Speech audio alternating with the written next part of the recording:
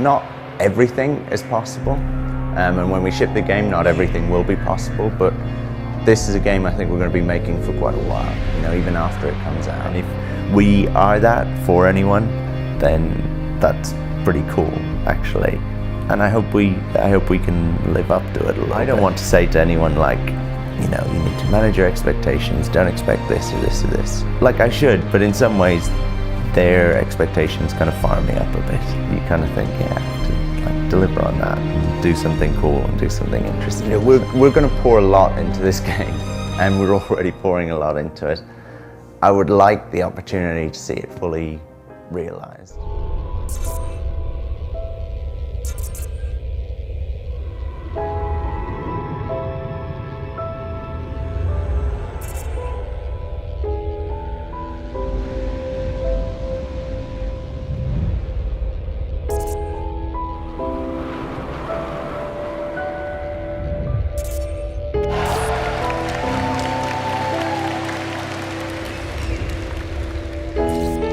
Hi guys. So last year I stood here and we showed you a video of this crazy game we're making called No Man's Sky. This year I guess I really just wanted to show you how it plays. There is this thing which I'm not going to talk about now. That is a plan for multiplayer and for people to have a more traditional multiplayer experience within the game. And that's something that we'll deal with further down the line. That is exciting, but that is not what's core to the game right now.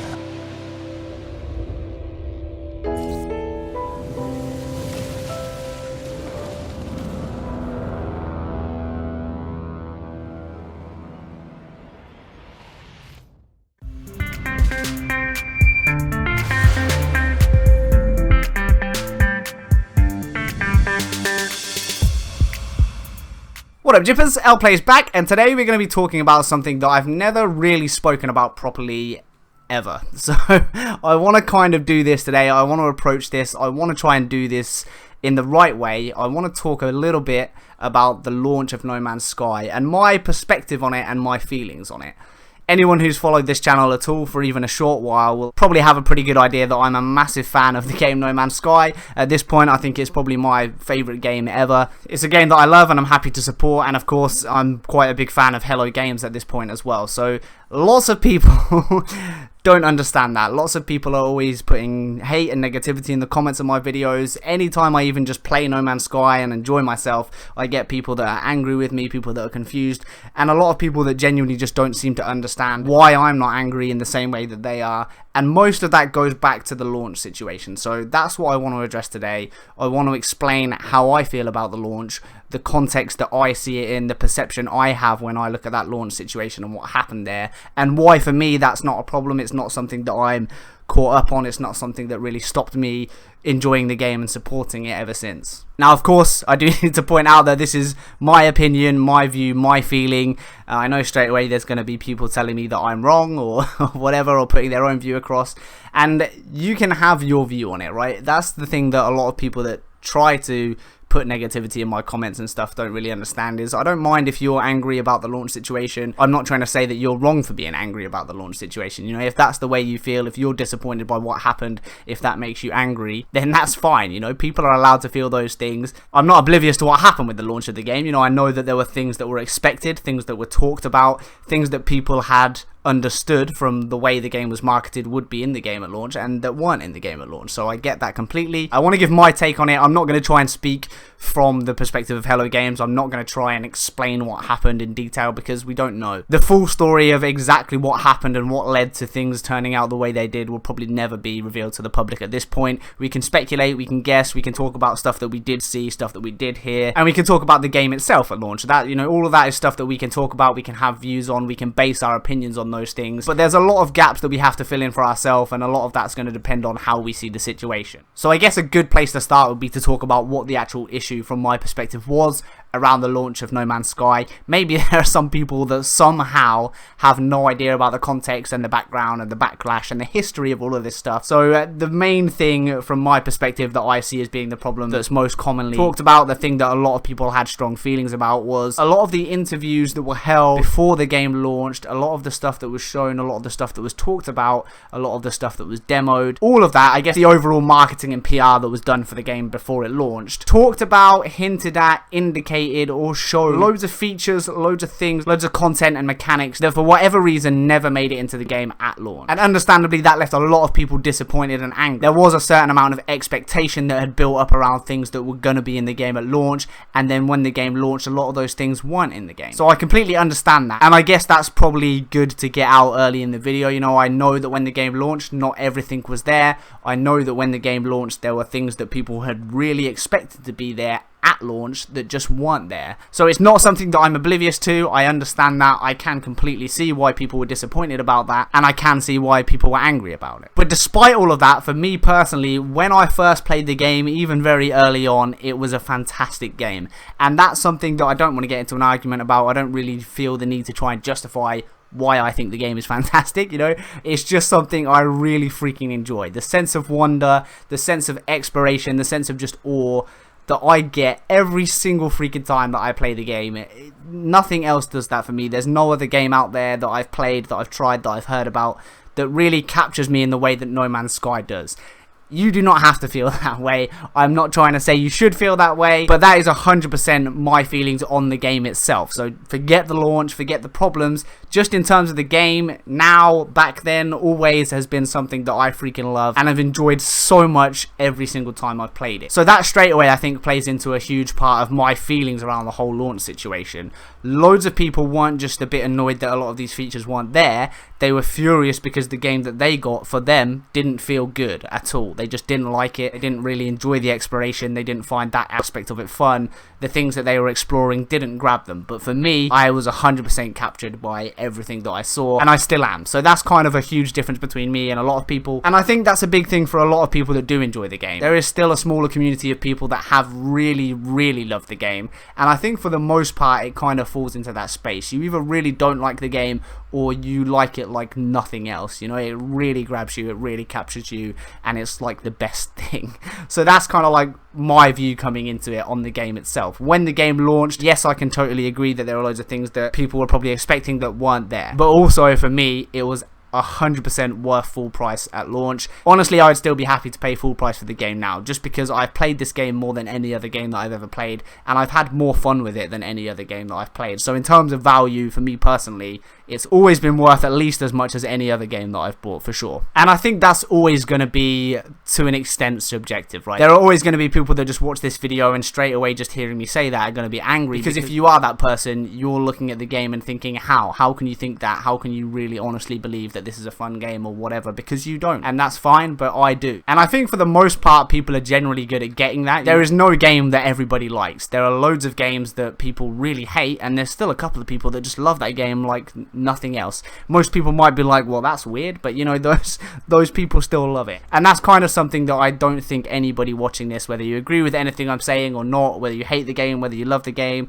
whether you care about the launch or you're not interested at all, I do think that's something that is just not ever worth arguing with someone about. If somebody enjoys something and you don't, there's no point trying to argue with that person and trying to tell them why they can't enjoy something, because that's not the way feelings work. You know, if you get a feeling from a game or something you enjoy, or you find something fun, then you find that thing fun. It doesn't have to have any scientific or logical or reasonable explanation even. It's just a feeling, it's something that you get that's personal to you. So yeah, if you're ever going to attack someone for playing No Man's Sky or liking No Man's Sky, just don't do it from the perspective of telling them they can't enjoy it.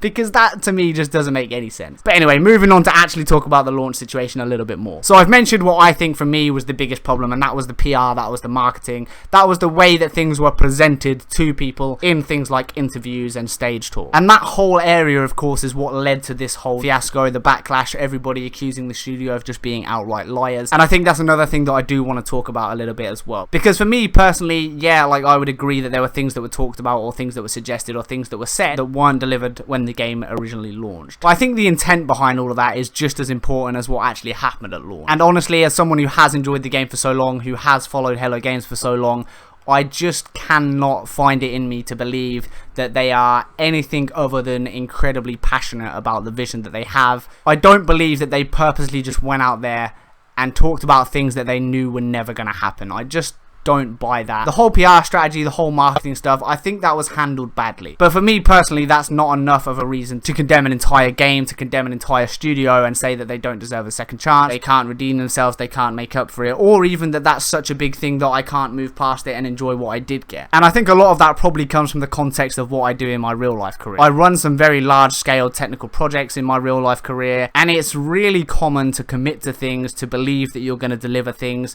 to have every indication or intention to deliver something at a certain time, and go out there and present that, and to talk to stakeholders, to talk to people within the business that you're working for, to talk to people that you're delivering to, and tell them, yes, we're going to deliver this thing, yes, here is our roadmap, here is our timeline, this is when that's going to happen. And honestly, on pretty much any massive program that I've ever worked on or heard about in my entire career, there are always setbacks, there are always delays, there are always features that have to be cut, often last minute, in any project, in any delivery. When you're talking about something complex, there are so many little things that can go wrong, that can turn out to be more complex than you initially thought, that's really common in pretty much any other industry. You know, it's not something that doesn't happen all the time. Loads of projects every day go from amber to red. The timeline slips, they're hit with delays, and a lot of that comes unexpectedly. There'll be a setback, there'll be a problem. Something that you thought was easy turns out not to be easy. Something that you thought you could deliver, it turns out you can't deliver. So from my perspective, I can to an extent empathize with that. I can understand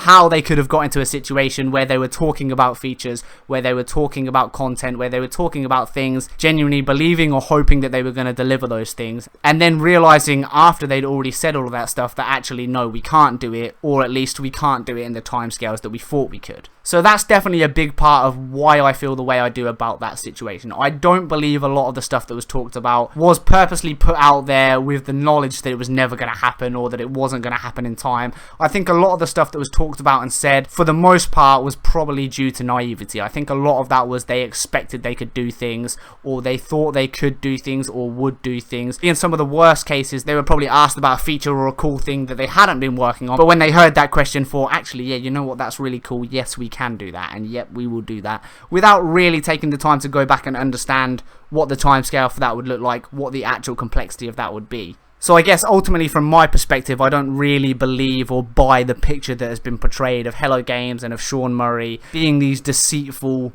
malicious liars, or saying things just to push the product without actually believing at all that they could do them. I think if anything, I just think they were bad at communicating. They were probably naive and over-ambitious about the things that they could do in the timescales that they had. And their main mistake in all of that, I think, was to talk about these features confidently before they'd gone back and really understood if they could actually deliver them on time. But that certainly doesn't make me feel any sort of real hate or anger towards them. It's definitely not something that I take and say, I can never get past this, or I can never forgive this person or this studio or this company. And I think another really big thing that a lot of people just don't consider, and maybe a large part of that is because they did have Sony acting as a publisher for them, and that did lead to that AAA expectation and that perception that this would come out and be the next massive AAA game with 100% polish and everything you could ever expect in there, when maybe that shouldn't have. And I don't think that's necessarily really anybody's fault. It's just because Sony got involved, that expectation was naturally there, when actually they were just publishing the game, probably didn't have too much of an input into the actual development. And you know, I do think Hello Games at the time were a tiny, super ambitious studio with really no experience at all of how to handle the media attention that they got. They had worked on other games before, but nothing they had done had ever come anywhere near this sort of scale. They'd never been pulled onto TV talk shows before. They'd never been pulled up to E3 on the main stage and told to present and answer questions and demo stuff. And honestly, I'm not surprised that they made some mistakes there. Of course, it would have been great if they'd made less mistakes or if they'd handled that better. But again, for me, that's just another important piece of the context in terms terms of the way that I perceive this whole situation and why I'm personally not angry about it. And a lot of people will see this and disagree and say, no, they were outright liars. They lied with intent. They knew that they weren't going to deliver any of those things at launch or ever, and they blatantly lied just to sell the product. And I guess the only thing I would really say to that is, I think if you just take a step back and really think about it, you've got to kind of agree that that's something that we can't say for sure. The stuff that I've talked about, the things that I'm presenting, the way that I see this and the context that I think this fits into, all of that is kind of my view on it. I don't have the full story. I don't know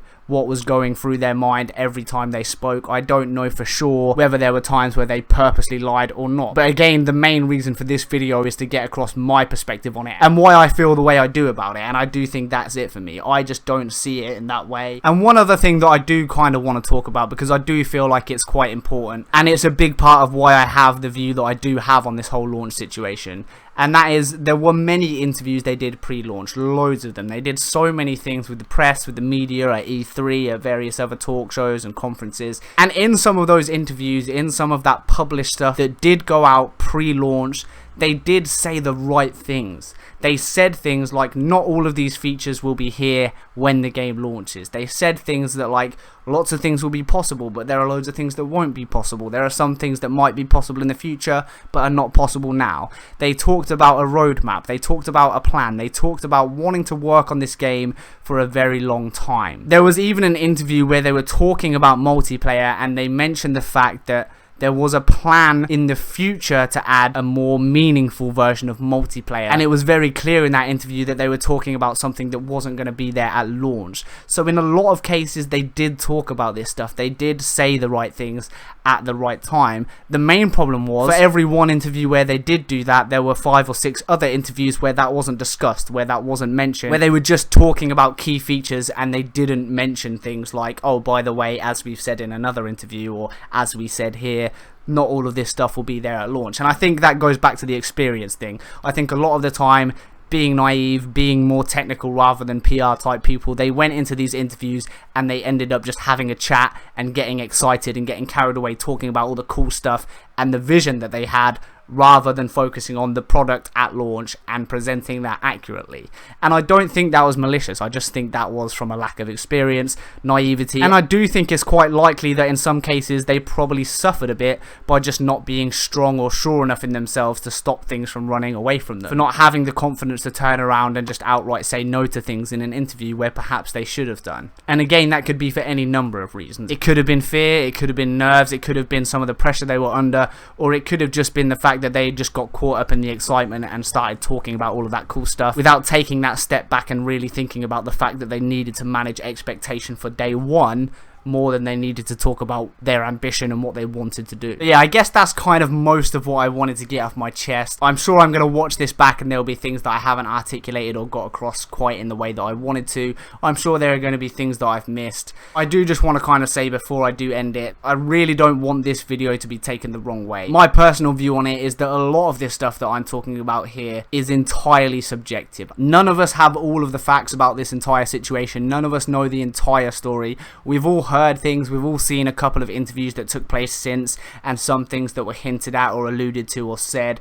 Things like the flood that hit the studio, things like pressures from Sony to release at a certain time when the hype was building, things like money running out, things like creative control being taken away and the pressures that that creates. All kinds of stuff has been thrown around in various places.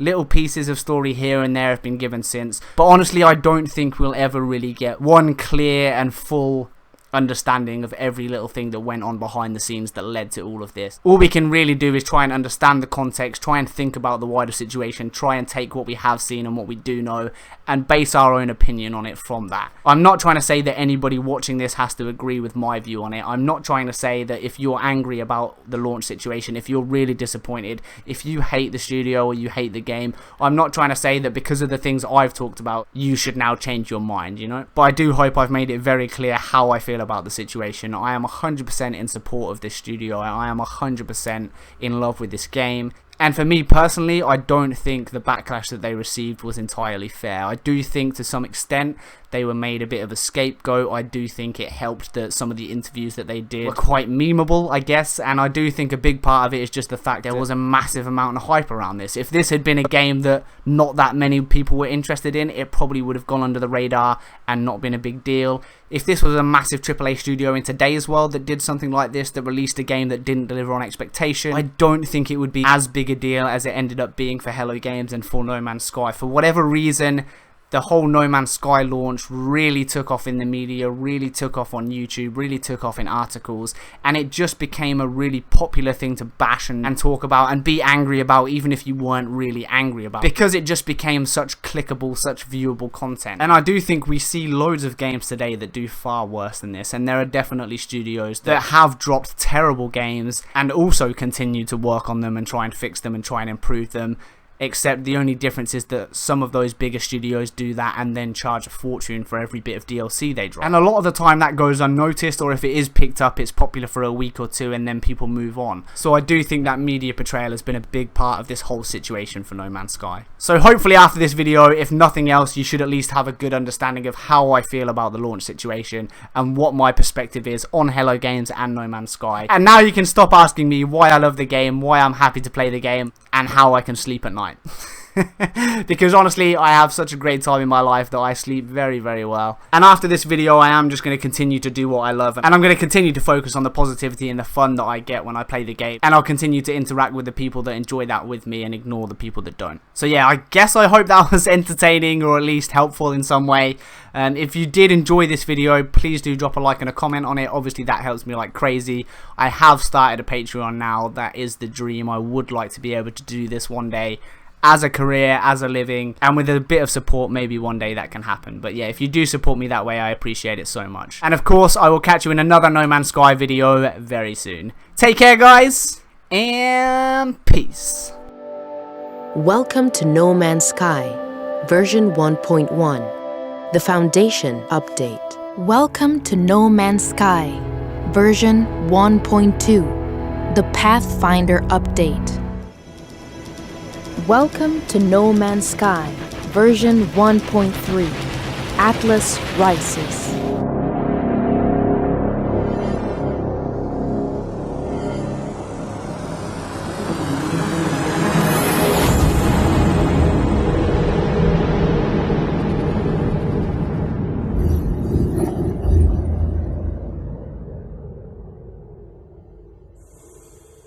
I just want to give a huge thank you and shout out to my current Patreon supporters: Shiraka Majelli, YO, Madeline J, UK Gamer 84, Todd Cook, Neil B, Anarchy, Vanilla, Rasmus K, Autumn Long, Lukash, Husband Vader, Amras, Dale from the Atlas Hub, Joanne Anderson, Heath, and the Portrait Dude. You guys are the best.